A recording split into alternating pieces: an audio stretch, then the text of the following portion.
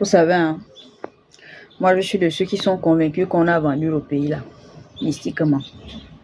Je vous dis la vérité, hein, c'est ma conviction propre. Je suis convaincue en mon âme et conscience que ce pays a été vendu de façon mystique. Parce que les choses qui se passent ici là, ça défie toute logique, ça défie toute cohérence, ça défie toute condition. Le problème que nous on parle ici au Gabon là, ça ne s'explique pas de façon scientifique, ni mathématique, ni déductive. C'est forcément du côté spirituel qu'il faut aller chercher. Et je vous invite à aller regarder du côté de notre histoire. Ça commence d'abord avec les Portugais qui nous ont découverts.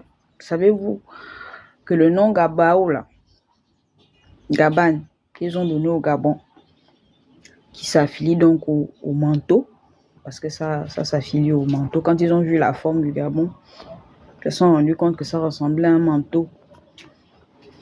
Donc ils ont donné le nom Gabao, en référence donc à leur langue portugaise. Et vous savez ce qu'ils ont prononcé comme phrase?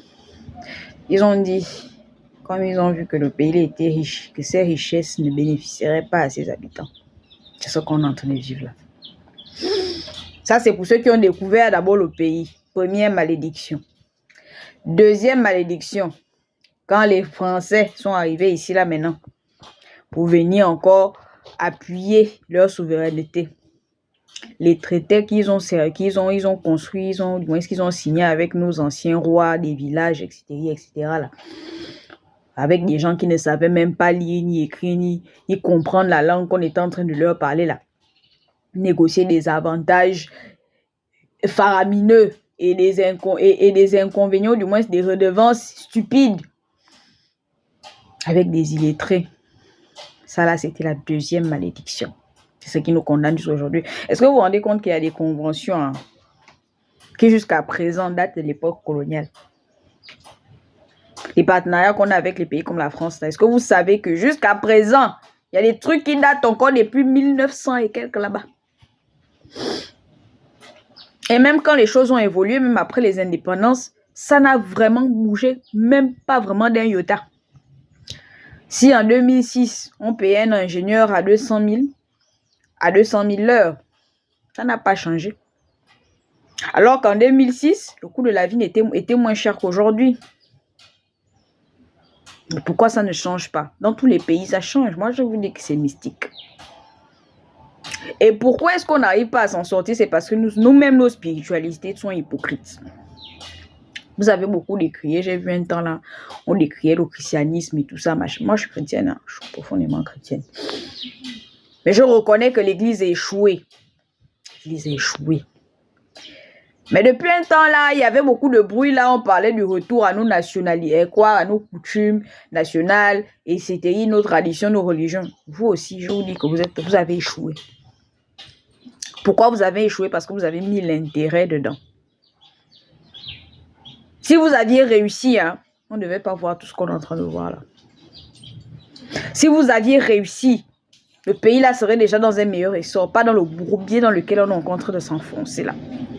Vous avez échoué. Nous tous, nous avons échoué parce qu'on a d'abord mis les intérêts devant. Et les pasteurs, et les traditionalistes, tout le monde fait la culture du ventre. Et la spiritualité n'aime pas la culture du ventre, n'aime pas le mensonge, n'aime pas les hypocrites. Voilà pourquoi on tourne comme ça. Allez-y, regardez tout ce que je vous dis là, c'est vérifiable. Hein. C'est vérifiable sur un point de vue historique.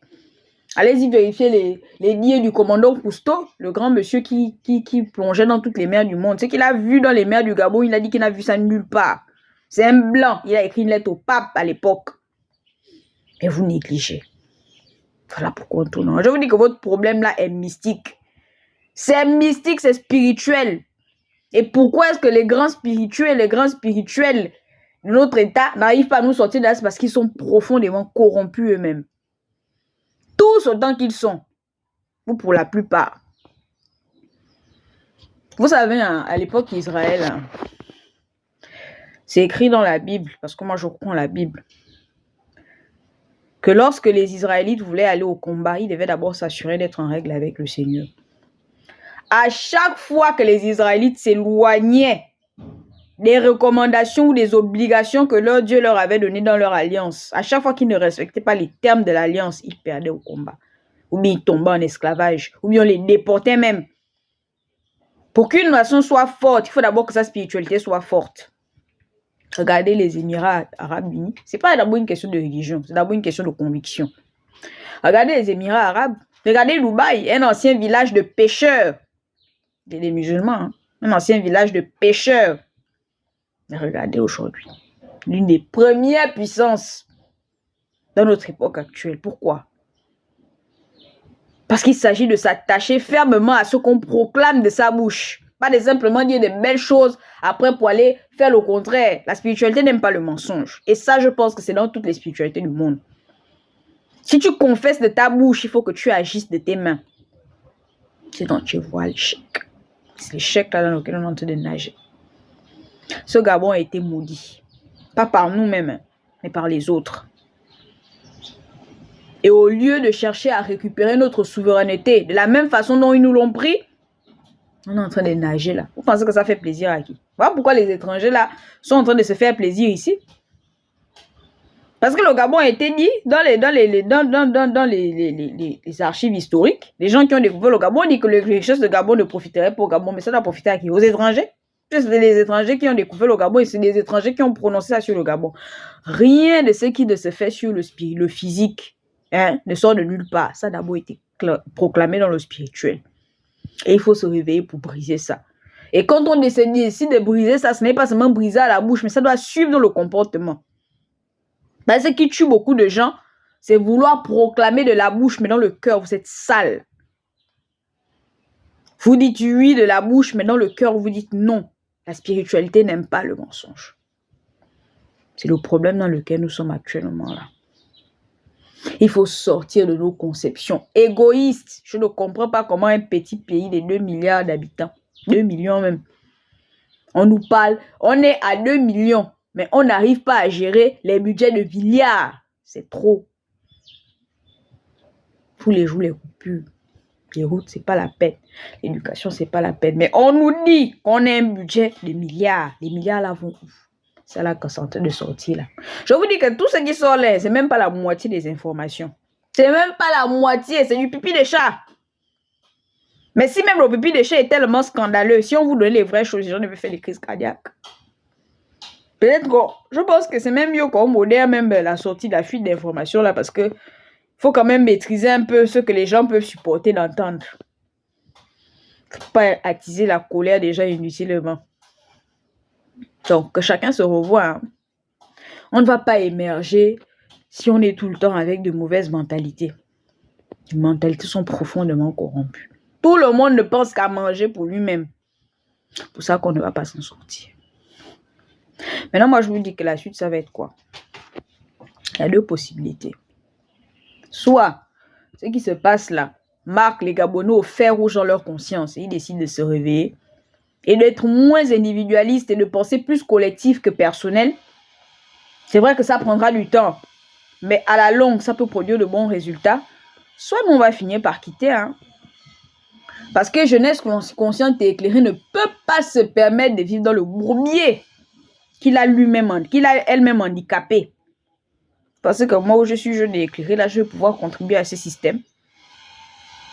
Là où je connais les difficultés que ça engrange pour nous autres, les jeunes, et pour toute la population, parce que moi, je vais contribuer à ça. Je préfère partir donner mes services ailleurs. Et vous allez rester dans votre bourbier. Et c'est comme ça qu'on aura maintenant une possibilité de remplacement. C'est possible. Je vous dis que c'est possible. Là où les étrangers ne font qu'arriver ici, là, on pense que c'est quoi? Et nous ne faisons pas d'enfants. C'est possible qu'il y ait du remplacement. La population gabonaise va faire que décroître. Les étrangers vont venir s'installer. Et au final, on ne saura même plus qui est gabonais, qui ne l'est plus. Avec les mariages consanguins et de moi, qu'est-ce que je raconte? Des mélanges de nationalités, des mariages mixtes et tout ça là. Parce que si nous on part, eux ils ne font que venir. Vous voyez ce qui se passe? Remplacement démographique. C'est ce que vous voulez? Parce qu'à la longue, c'est ce qui va arriver. Hein. Je connais beaucoup de cerveaux intellectuels qui ont déjà foutu le camp depuis. Et beaucoup qui proclament, qui projettent même de partir à la moindre occasion parce qu'ils ne peuvent pas tolérer la connerie qu'ils sont en train de vivre ici. Vous ne pouvez pas nous obliger de tolérer ça. On ne peut pas. À un moment donné, il faut dire stop. C'est vrai que les élites dirigeantes ont le droit. Vous avez le droit d'avoir des privilèges, mais et qui a affamé la population maintenant comme ça?